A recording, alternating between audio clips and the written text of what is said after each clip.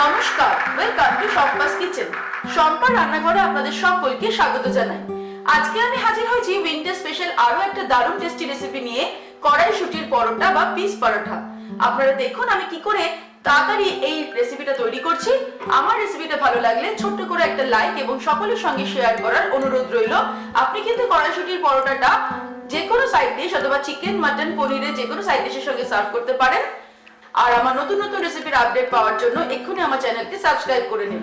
তাহলে চলুন আমরা তাড়াতাড়ি তৈরি করে ফেলি কড়াইশুঁটির পরোটা বা পিস পরাঠা।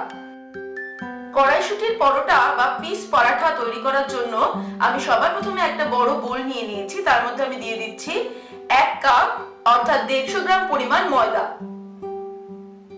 আর নিয়ে নিচ্ছি 1 কাপ পরিমাণ অর্থাৎ 150 গ্রাম পরিমাণ আটা।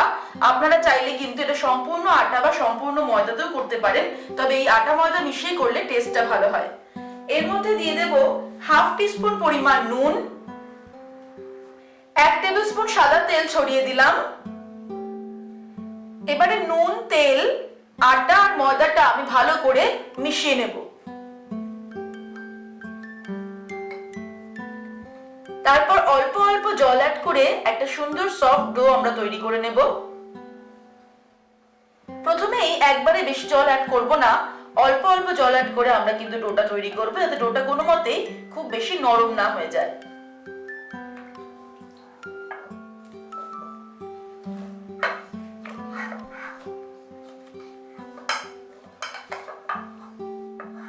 হাফ কাপের একটু বেশি জল দিয়ে আমরা ডোটা তৈরি করে নিয়েছি। এটা কিন্তু খুব শক্তও নয় আবার খুব নরমও নয়।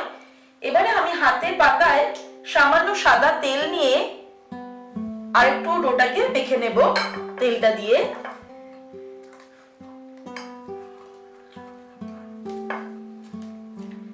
তারপর ডোটাকে ঢেকে আমরা 30 মিনিট রেখে দেব। ততক্ষণে ডোটা কিন্তু খুব সুন্দর আরো সফট হয়ে যাবে, আটাটা সেট হয়ে যাবে। আর সেই সময়ের মধ্যে আমরা কড়াইশুঁটির পুরটা তৈরি করে নেব। এবারে কড়াইশুঁটির পুর তৈরি করার জন্য আমি কড়াইতে জল গরম করেছি। জলটা যখনই ফুটতে শুরু করবে আমি এর মধ্যে কড়াইশুঁটির দানাগুলো দিয়ে দিচ্ছি। বাজার থেকে 500 গ্রাম মতো কড়াইশুঁটি আমি কিনে নিয়ে এসেছি, আর সেখান থেকে দানাগুলো ছাড়ানোর পর কিন্তু 200 গ্রাম আমি দানা পেয়েছি কড়াইশুঁটির দানা। এবারে এটা আমি হাই ফ্লেমে ফুটতে দেব, আর এর মধ্যে সামান্য নুন দিয়ে দিলাম। এবারে এটাকে আমি 3 মিনিটের জন্য মিডিয়াম টু হাই ফ্লেমে সিদ্ধ হতে দেব। তারপর জল ঝরিয়ে নেব।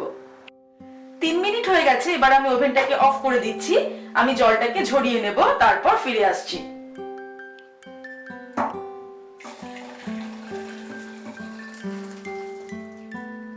জল ঝরিয়ে নেওয়ার পর কড়াইশুঁটিগুলো আমি একটা মিক্সির বোলের মধ্যে নিয়ে নিলাম।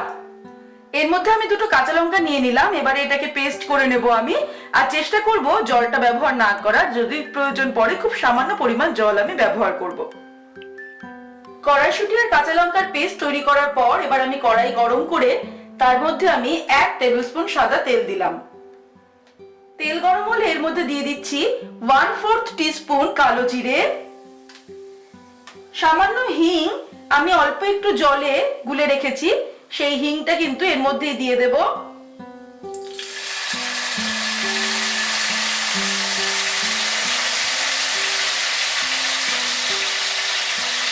আঁচ কমিয়ে নিয়ে দিয়ে দিচ্ছি হাফ টিস্পুন হলুদ গুঁড়ো,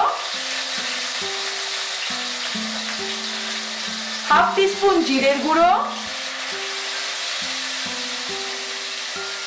হাফ টিস্পুন ধনের গুঁড়ো, হাফ টিস্পুন লঙ্কার গুঁড়ো, 1 টিস্পুন আদা বাটা।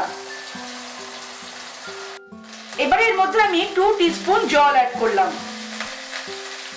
মশলাটাকে 1 মিনিট মতো আমি একটু কষিয়ে নিচ্ছি। আঁচটা কিন্তু একদম কমানো রয়েছে। এবার আমি এর মধ্যে দিয়ে দেব কড়াইশুঁটি আর কাঁচা লঙ্কার পেস্ট। আমি দেখতেই পেলেন যে জলে ভিজিয়ে হিংটা ব্যবহার করেছি।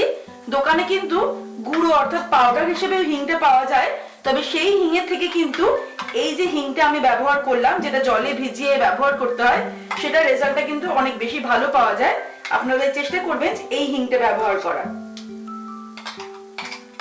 কড়াইশুঁটিটা দেখতেই পাচ্ছেন যে আমি কিন্তু খুব অল্প জল ব্যবহার করে পেস্টটা করেছি। এর মধ্যে আবার দিয়ে দেবো স্বাদ অনুসারে নুন। আমি হাফ টিস্পুন নুন দিয়ে দিলাম আর 1 টিস্পুন চিনি দিচ্ছি। নুন আর চিনিটা কিন্তু নিজেদের স্বাদ অনুসারে আপনারা অ্যাড করবেন। এবারে ভালো করে এটাকে মিশিয়ে দেব আর ফ্লেমটা কিন্তু আমি মিডিয়াম টু হাই করে দিলাম, কারণ আমাদের একদম সম্পূর্ণ এই পুরটাকে কিন্তু শুকনো করে নিতে হবে।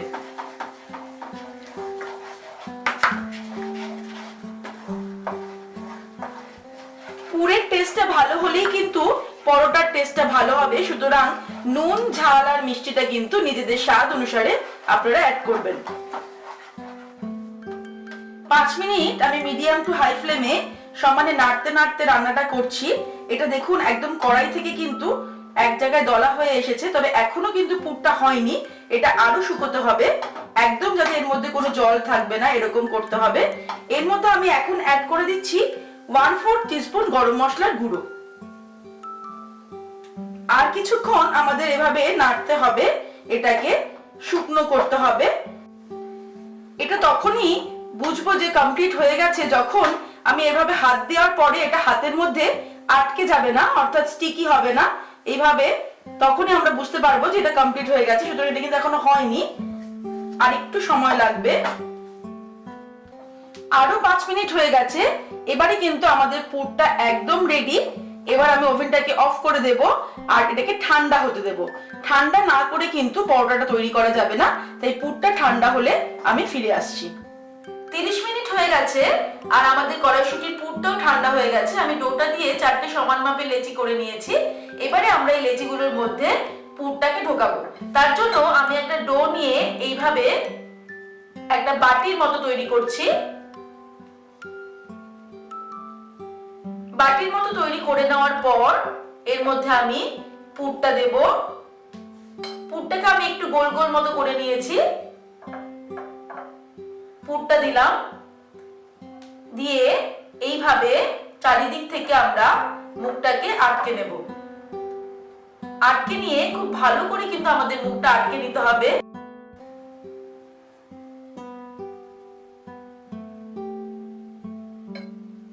দু হাতের সাহায্যে চাপ দিয়ে দিয়ে আমরা এটাকে একটুখানি ফ্ল্যাট করে নিলাম।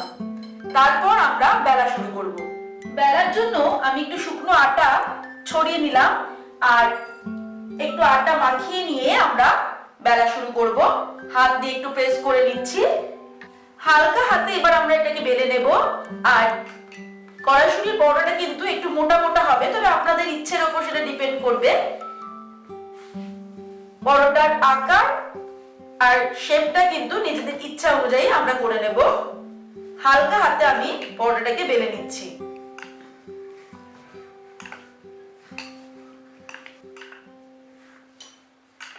পরোটা বেলা আমার কমপ্লিট। এবারে আমরা নেক্সট স্টেপের দিকে এগিয়ে যাব। এবারে তাওয়া গরম করে আমি প্রথমে শুকনো পরোটাটা দিয়ে দিলাম। মিডিয়াম ফ্লেমে 30-40 সেকেন্ড পর আমি এটাকে উল্টে দেব। তারপর এর উপর থেকে এবারে আমি তেল দিয়ে দিলাম, হাফ টেবিল স্পুন মতো তেল দিলাম। আপনারা চাইলে কিন্তু এটা ঘিতেও ফ্রাই করতে পারেন। তেলটাকে চারিদিকটাতে ছড়িয়ে দিচ্ছি।